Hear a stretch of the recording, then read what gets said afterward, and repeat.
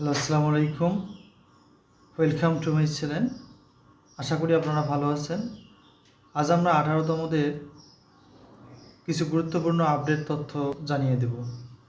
এক নম্বর হচ্ছে আপনাদের 18তমতে যদিও শূন্যপদগুলো নেওয়া হয়েছিল তখন মহিলা কোটা ছিল, কিন্তু ফাইনালিভাবে মহিলা কোটা উঠে যাবে যখন আপনাদের শূন্যপদগুলো দেখাবে, তখন দেখবেন যে জেনারেল কোটা লেখা থাকবে, অর্থাৎ মহিলা পুরুষ উভয়ে আবেদন করতে পারবে।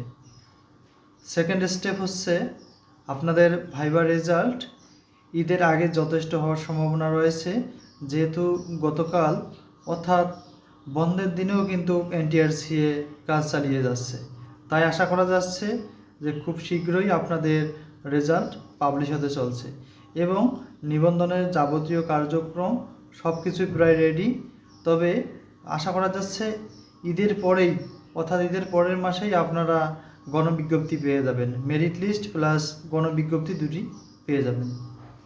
এরপরে ভাইভাতে সামনের বার থেকে দ্বিগুণ প্রার্থীকে উত্তীর্ণ করা হবে, যেখান থেকে কিন্তু 50% প্রার্থী ছড়ে পড়বে। তবে 18তম থেকে এটি কার্যকর না হওয়ার সম্ভাবনা রয়েছে, অর্থাৎ 18তমতে আশা করা যাচ্ছে 90% না হলেও 80% প্রার্থী ভাইভাতে উত্তীর্ণ হবে। এবং এখানে একটি গুরুত্বপূর্ণ আলোচনা হচ্ছে, অনেক প্রার্থী কিন্তু স্কুল ও কলেজ দুইটি পোস্টেই পাশ করেছে। তাদের মূলত ভাইভাতে কিন্তু তারা যদিও পাশ করে, দেখা যাবে ভাইভাতে পাশ করবে উভয়ে, কিন্তু তারা একটিতে আবেদন করবে, হয় স্কুল না হয় কলেজ। এতে করে আপনাদের কিন্তু শূন্যপদ বৃদ্ধি পাবে।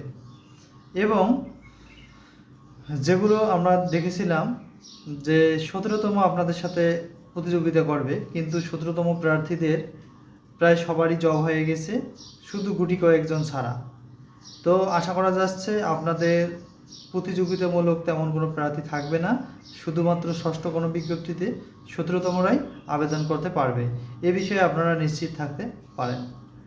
আপনাদের যে তথ্যগুলো দেওয়া হয়েছিল জমা, অর্থাৎ 18তম থেকে অনেকেই কিন্তু এনটিআরসি অফিসে গিয়ে বিভিন্ন তথ্য জমা দিয়েছেন যে আমাদের এই কার্যক্রমগুলো কমপ্লিট করতে হবে, বয়সের ছাড় দিতে হবে, এরপরে বদলির আগে গণবিজ্ঞপ্তি দিতে হবে, এরকম কিছু আপনারা 5টি বা 6টি পদক্ষেপ নিয়েছিলেন।